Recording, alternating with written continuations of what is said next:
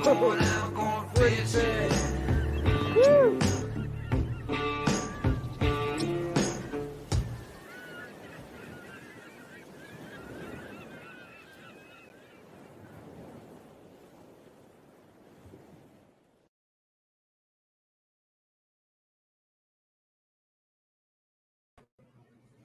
Hey everybody, welcome to the Kayak Fishing Show live. As always, brought to you by Ballast Point Brewing Company.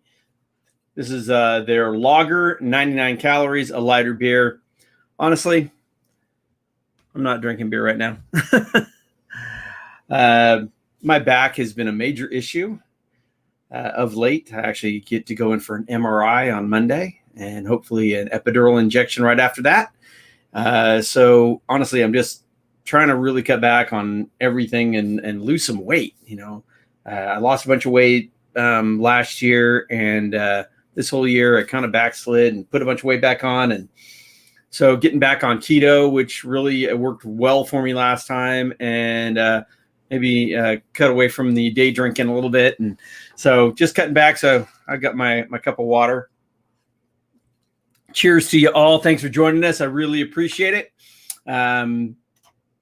Couple people checking in already.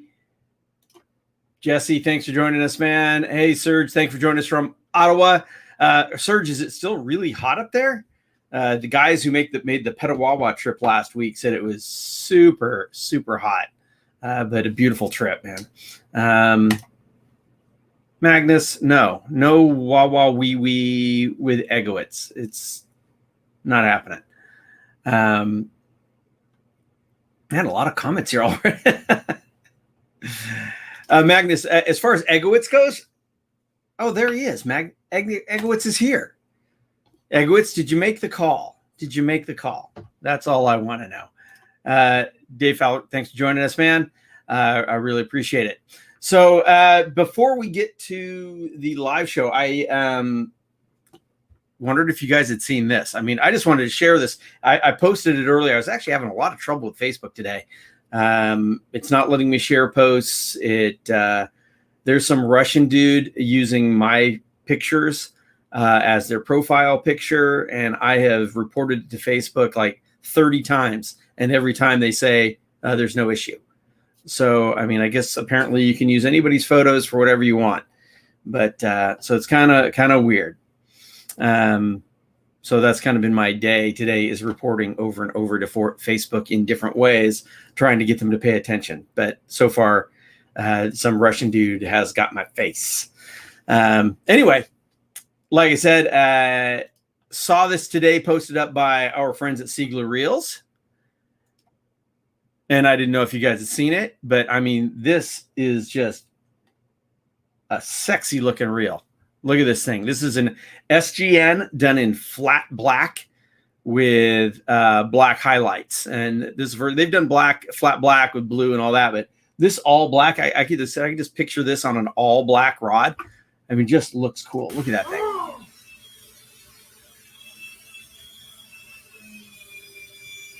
Is that just a cool looking reel? So that flat color is the same as on the Jim Sammons signature LGN he did before, where he did the flat red.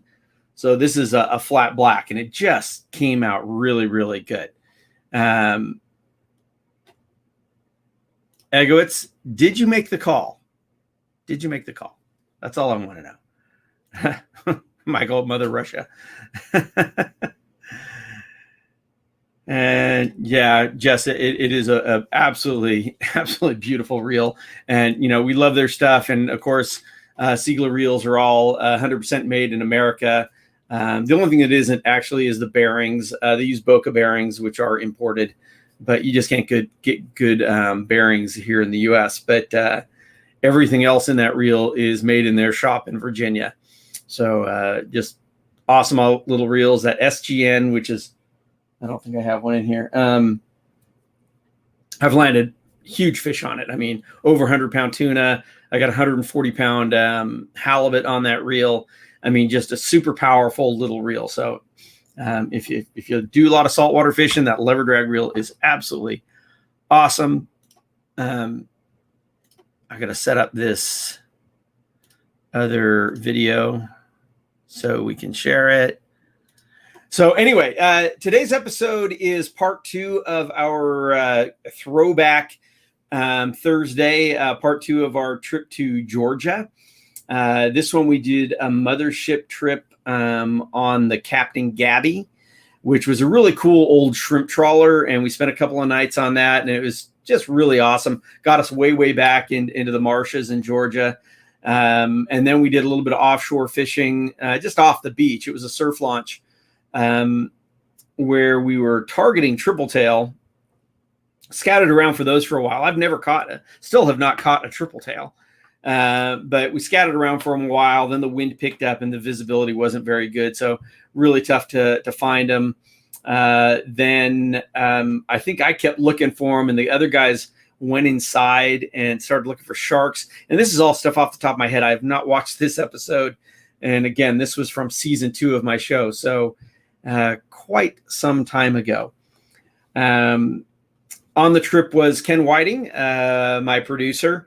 Tried to get him to come on the show with us here today, but he is so busy. He just got back from a multi-day paddle trip down the Petawawa River.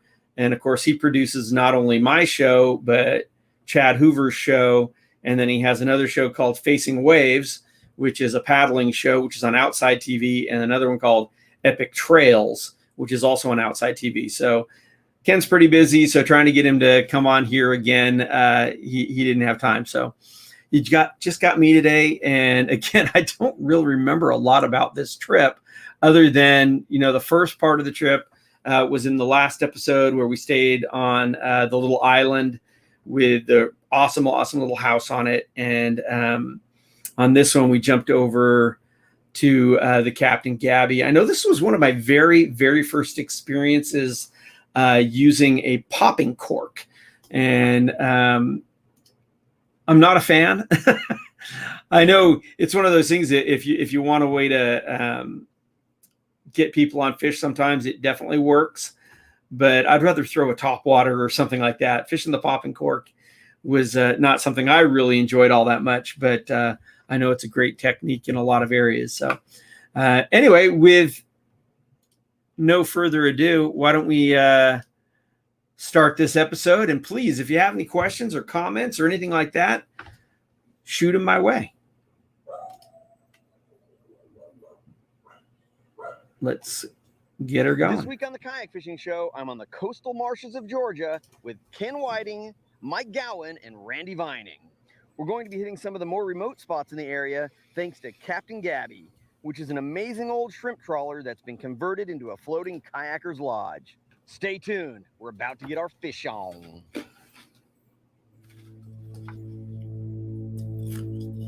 At the forefront of any sport, you inevitably find someone pushing the limits. While kayak fishing has been exploding in popularity, Jim Sammons has been doing just that. Yeah, look at these. Nice.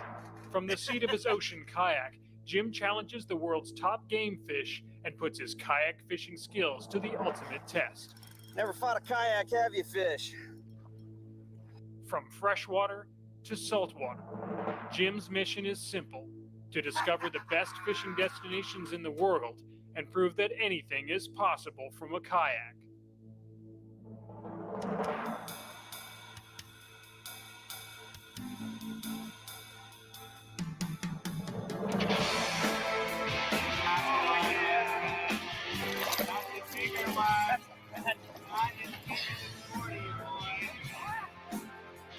I got the burger in it.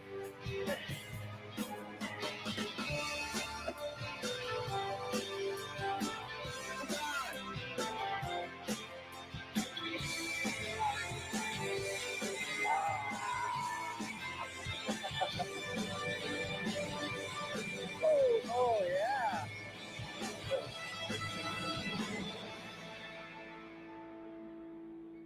The Kayak Fishing Show is brought to you in part by Ocean Kayak, makers of the Trident series of fishing kayaks. Ex Officio, clothing for the adventurous spirit. Scotty, the way to fish. Standard Horizon. Nothing takes to the water like Standard Horizon. Maui Jim.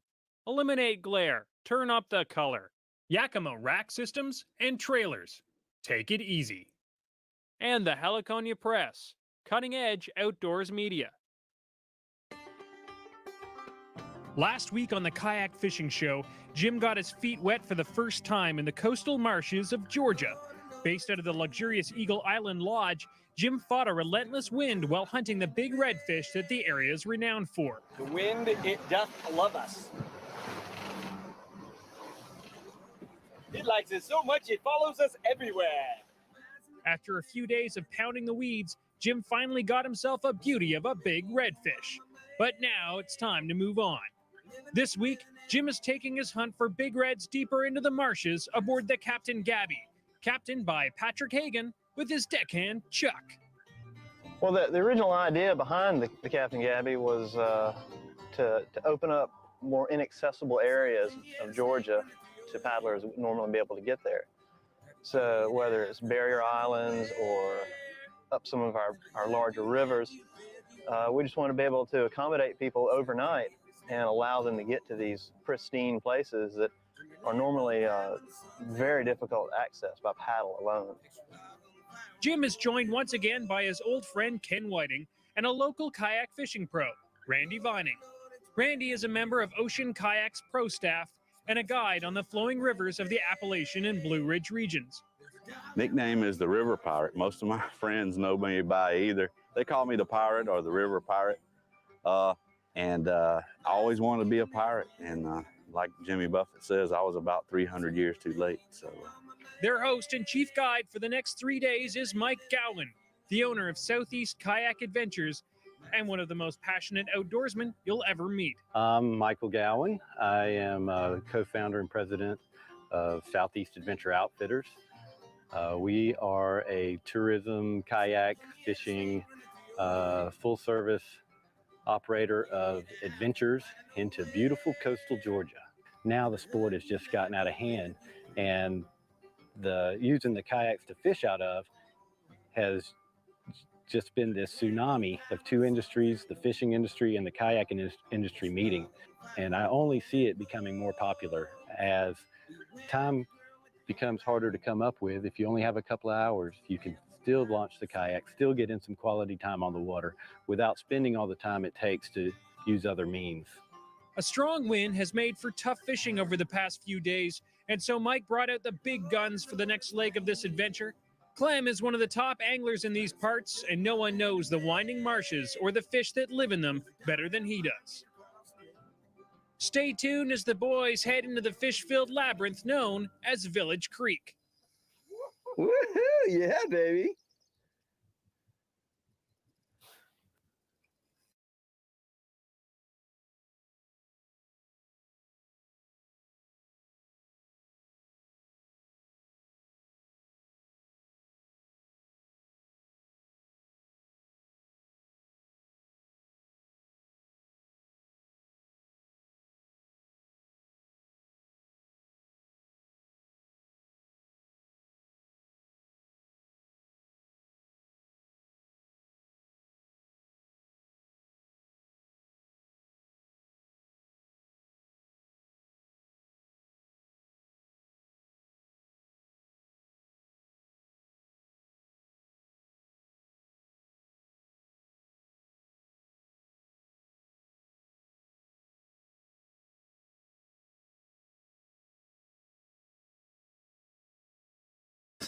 So there you go. I'm talking with my mic off. I was on mute and I didn't even realize it.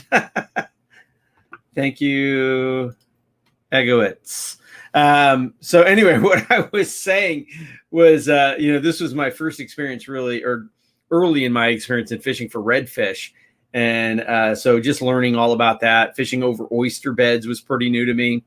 Also the very first time I've ever been stuck in the mud, because although this stuff's tidal, but also the tide is very influenced by the wind, and the wind just pushed all the water out. And all of a sudden I had about, 20 yards. I mean, that I was in about this much water. So the kayak was kind of floating a little, but really sucked down on it. And I mean, it probably took me a half an hour to get across this mud that I was stuck in. So very, very sticky mud, but a super cool place. You know, it's so different than what I'm used to, you know, fishing here, and that I'd always been used to, you know, fishing open waters and that sort of thing here in California, to going to places and fishing skinny water. You know, I still only ever do it when I travel, you know, on shoots. So I still don't have a heck of a lot of experience fishing the really skinny water, a lot of stand-up stuff. Of course, this was, you know, early ocean kayak days. And, you know, the boats weren't real stand-up friendly. You know, on this flat water, it wasn't terrible. But, you know, the boats have come such a long way and make it so much easier to sight cast and get up and stand and paddle. And because I don't do that, you know, I need a boat that's really stand-up friendly. I can't jump on a, you know, an old Scupper Pro or, you know, a Trident or something and stand in it very, very successfully. So, you know, with the advent of so many of the boats now that, you know, still paddle well, even the Kraken. I mean, I could stand in the Kraken much easier than many of these old boats. So, you know, when you talk about having boats like the Cuda HD, the Coosa HD, you know, the Big Rig, which is just, you know, such a great standing platform. And then, of course, the Blue Sky, you know, with these boats you can stand up and dance on. So they've come a long way for with boats that are just great for this super skinny water. Yeah, lots of skinny water in Texas. I've done that a few times with our friend Jeff Furman. And I mean, I really enjoy it. I really enjoy, like in Louisiana, that sight casting. It becomes more of a hunt, you know, as opposed to going out there and trolling open water as such. So just a great time. So anyway, let's let this thing keep rolling.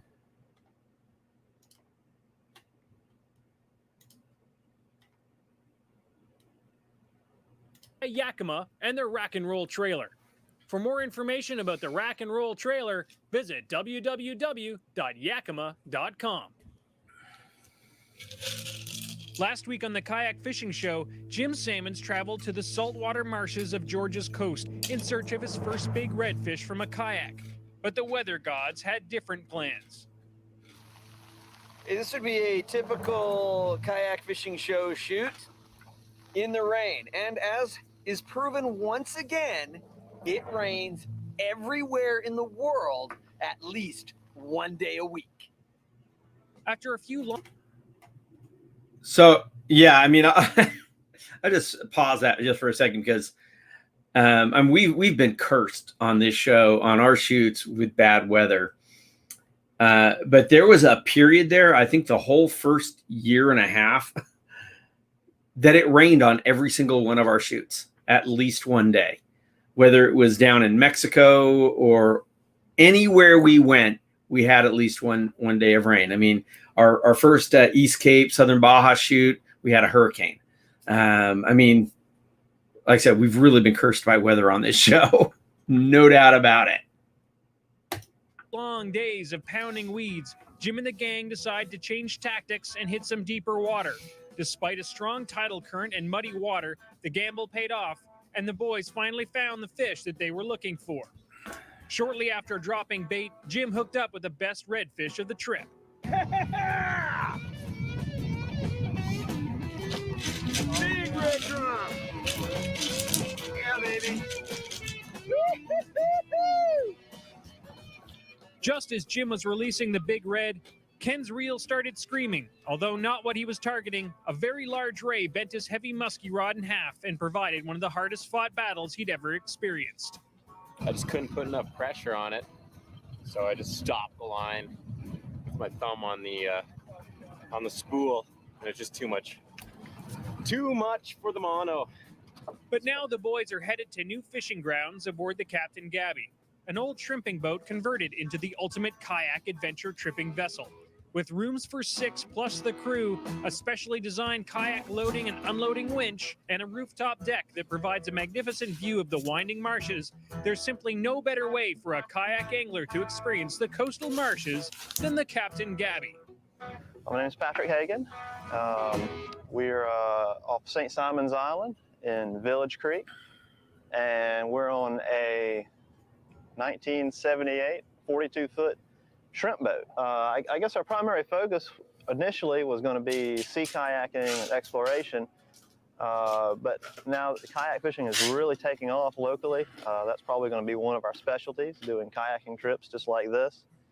And of course, we're open to other things as well, you know, whether it's birding trips or just going to goof off at the beach or, you know, whatever. I've been paddling for a long time. I've been fishing since before I can remember, so it was just natural to combine the two. I really enjoy the stealth of a kayak, the ability to access really out of the way places, and it seems to be a bit more stripped down, more pure. You know, you don't have a noisy boat and gas and all this stuff. You just paddle out there and it's up to you. The Gabby pulls anchor and makes its way to the prized fishing grounds known as Village Creek. I'm really looking forward to this. This is going to be fun. We get to travel even further down the coast and further out than certainly you could ever paddle to. We'll actually be fishing, as we have this week, places that I personally have never fished just because I can't get my kayak out there to that. While en route, Mike decides to give his buddy Clem a call. Clem is the man in these tight channels of Village Creek, and he promises fish no matter what the weather has in store. Clem, introduce yourself to the camera. Hi, I'm Clement. I'm a alleged fishing guide. That's all I got. Nice. And I'm not even drinking. Along the way, the crew makes a quick stop to let Ken Whiting do something he's never had the chance to do, to catch a whiting. That was close. The whiting method for catching whiting. Patience. Patience. See? It's all about patience. Man, that is a hot looking fish. Why don't you give me some pliers? Pretty. Look at that beautiful little fin down there. These things all long. Cool looking. Oh.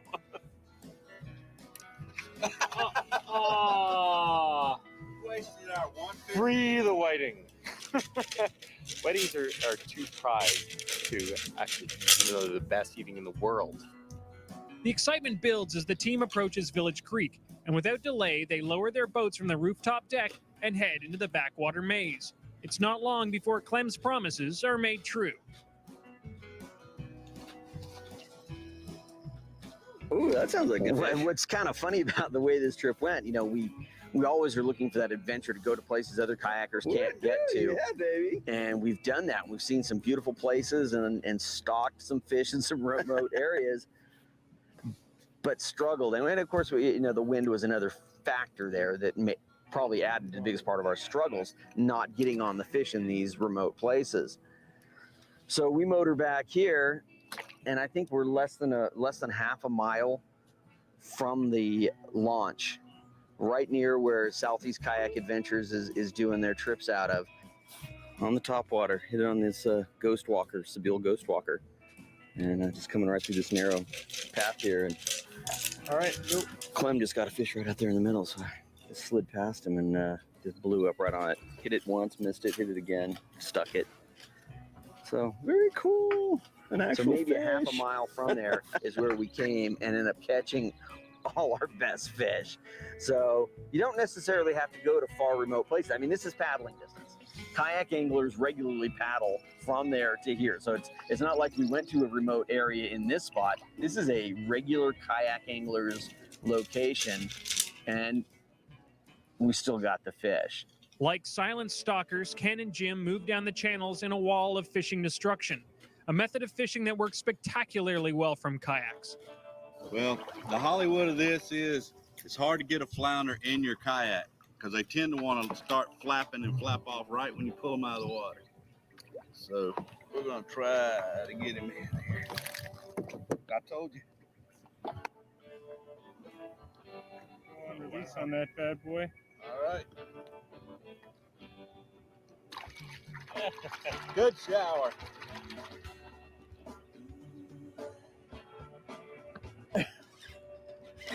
Yeah, baby. Oh, yeah. Yeah, man. That is so funny.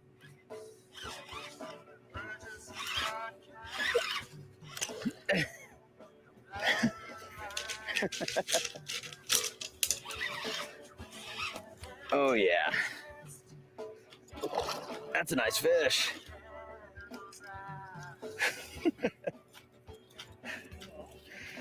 All right. Had the shrimp underneath the popping cork, and at the same time you said, "Where's your bobber?" My line starts peeling off. Nice. And we'll do the foot lift. Yeah. So we came up here on the Capt and Gabby up to Village Creek. We're moving around a little bit, trying to dodge the wind, and we finally got a morning with no wind.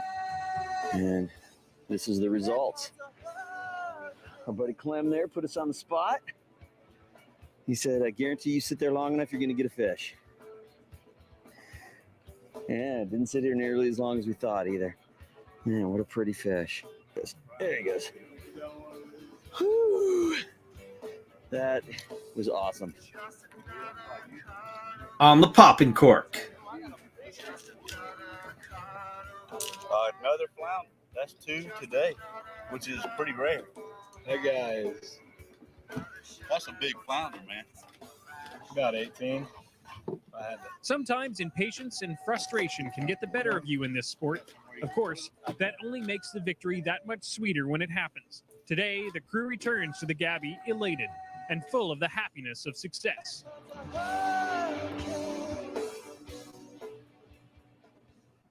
Possibly the biggest challenge facing the kayak angler is wind. Nothing can ruin a great day of fishing like paddling all day just to keep yourself close to the fish. So that's what Jim Sammons is looking at in this week's Kayak Fishing Tip, brought to you by Ocean Kayak, makers of the Trident series of fishing kayaks and the Torque, featuring a Minn Kota motor. If the forecast is calling for strong winds, you're probably best off leaving your kayak on your car because you're going to spend 90% of your time fighting the wind and only 10% of the time fishing, if you're lucky. But on days of lighter winds, the wind will be more of a nuisance that you'll have to deal with. And here are some of the most popular ways of doing that. A tool that I always keep on my kayak when going deep water kayak fishing is a drift chute or sea anchor. Like waterborne parachutes, they catch water and really slow down your drift, which lets you fish structure more thoroughly. I personally like to drift sideways to the wind, so I simply clip my drift chute to the side of my kayak with about a 6-foot piece of rope. Now, some guys like to have the drift chute off the front or the back of their boat, so they'll use an anchor trolley, which they can run up and down the side of the kayak. When fishing shallow water, stakeout poles and anchors are most popular. A stakeout pole is simply a pole with a sharp point that gets stuck into the bottom through an anchor trolley ring or even through a scupper hole. Stakeout poles are great when you want to hold position in very shallow water, but anything deeper than a couple of feet and you'll want to use an anchor. Folding anchors are also very popular with kayak anglers because they work on a variety of bottom conditions. You can simply clip the anchor to the side of your kayak, or you can use an anchor trolley. Either way, if you like to land your fish on a particular side of your boat, you'll just want to set up your anchor or anchor trolley on the opposite side. Although drift chutes, anchors, and stakeout poles are the 3 most common methods you'll see for wind, sometimes you'll need to get a little bit more creative. On a recent trip to El Salto in Mexico, wind was a huge issue, and our fix was to tie a length of rope to the back of our kayaks and then tie it to one of the trees that was stuck up from the water. It worked, and we caught a ton of largemouth bass that day despite the heavy winds. A relatively new entrant into the world of kayak fishing is one of the best items for beating the wind, and that's a trolling motor.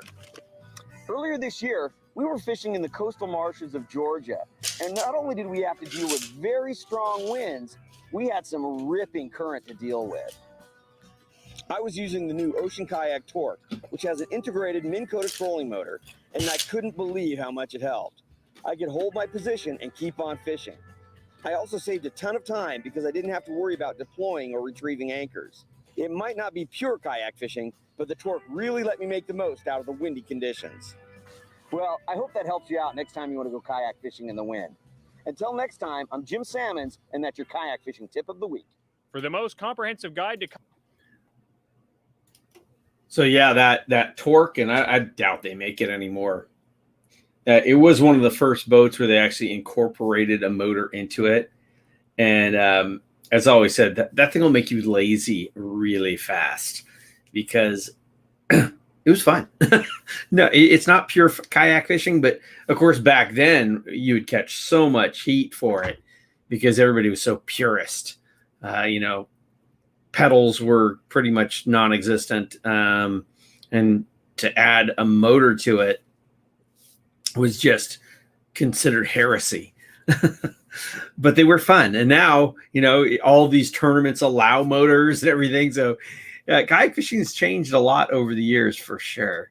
Kayak fishing? Pick up a copy of The Ultimate Guide to Kayak Fishing at your local outdoor store or at kayakfishingshow.com. When we come back, Mike looks at the weather and sees the opportunity of a lifetime. Stay tuned as the crew goes in search of triple tail, bull reds, and sharks in St. Simons. The Kayak Fishing Show is brought to you in part by Ocean Kayak, Ex Officio, Scotty, Maui Jim, Standard Horizon, Yakima, and the Heliconia Press.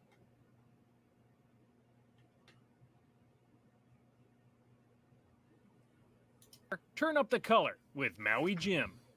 Welcome back to the Kayak Fishing Show with Jim Sammons. This week, Jim and the crew achieved a Georgia slam by catching flounder, redfish, and trout from kayaks while traveling around the coastal marshes aboard the Capt and Gabby. Having just experienced success in the legendary Village Creek fishing grounds, their guide Mike Gowan of Southeast Kayak Adventures decides the guys need to head to Tybee Island and hunt for triple tail, a fish that only appears in these waters once a year and can only be caught in the perfect weather conditions like they've got today. Well, conditions are great for... I'm going to pause that just for 1 second. That Captain Gabby, I did a search, and they still seem to be in operation, and it was very, very cool. So probably worth looking into if you're in that area and you're interested in kind of doing a cool, unusual trip. I mean, I didn't call them or anything like that, but they do still have the website up, and it looks like they are still running trips, or at least they were before all this COVID stuff. I don't know if they're still able to at this moment, but anyway, very, very cool operation, and well worth taking a look at if you are out in that area. Looking for triple tail. So here we are out here. It's nice and calm. We're getting good patches of sun. It's going to let us see them. They float right up on the surface. Kind of looks like a lid of a white trash can or a bucket. And you just kind of putt around in the boat and look for them, cast a live shrimp, way past them, reel it back up to them real slow. There's also a bunch of pogie schools or menhaden out here, and we've seen numerous sharks. This is going to be ridiculous how many fish are in this net. Look at this. Yeah.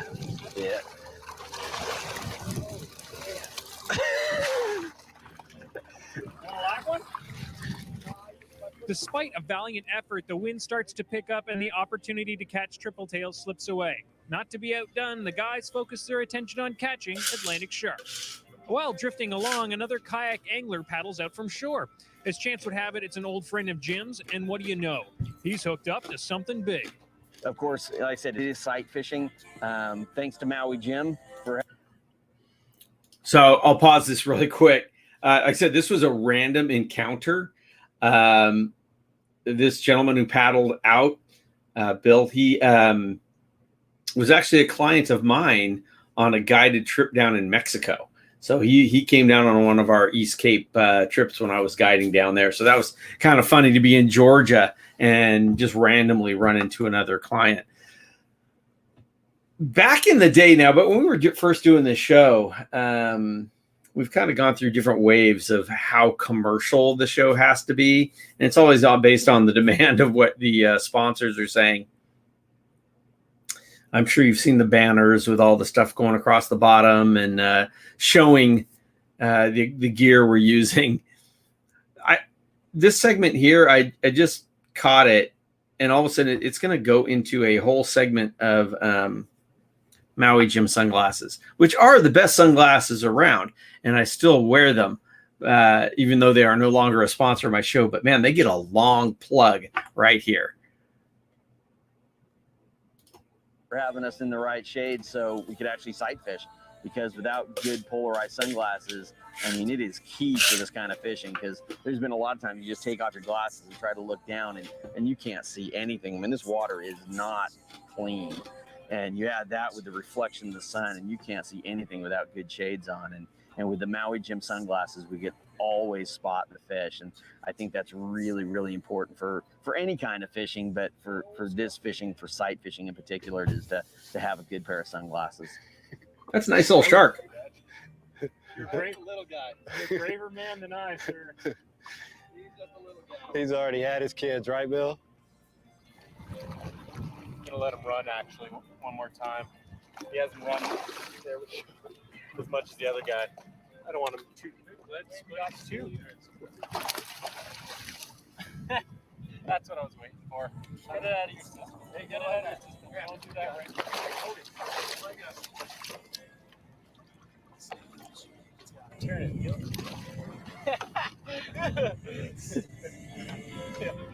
What's funny about this is Ken is the biggest chicken ever when it comes to shark or big animals or anything like that. That's a nice ride. Rock and roll, baby. I love it. Look at that sucker. You can go ahead and release it. That's right. Bye-bye, baby. Nice. That was awesome, dude. Awesome.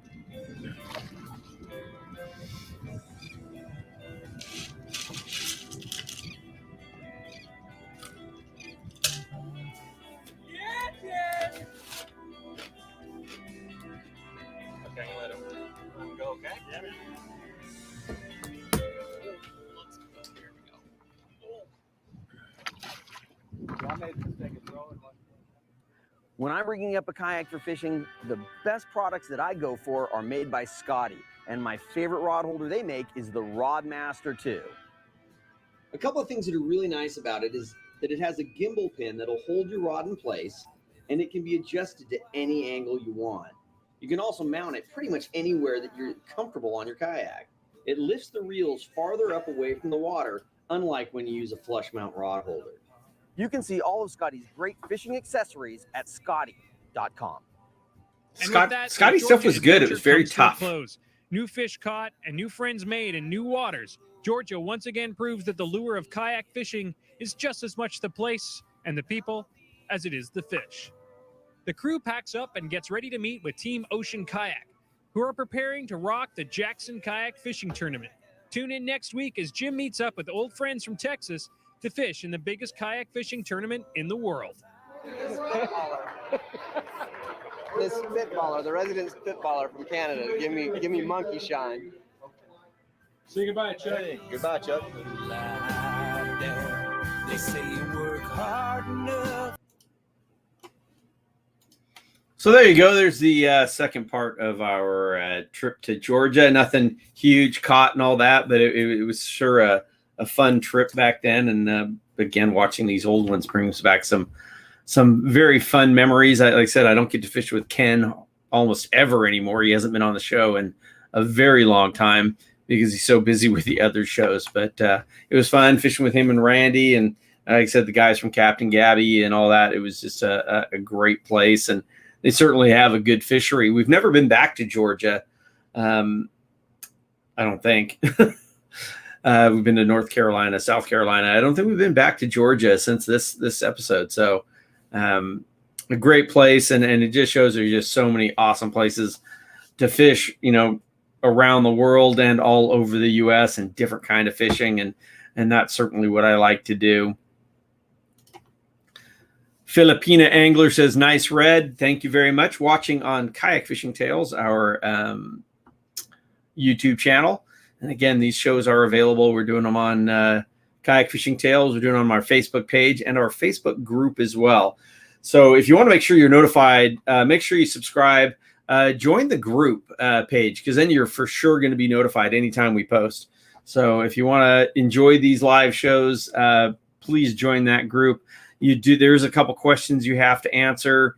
It's kind of basically a filter, keep people from joining that don't belong, but just ask you a couple questions like, what's your favorite kayak, or what kayak are you on, or what's your favorite fish, or something like that. But at least that way you'll be notified.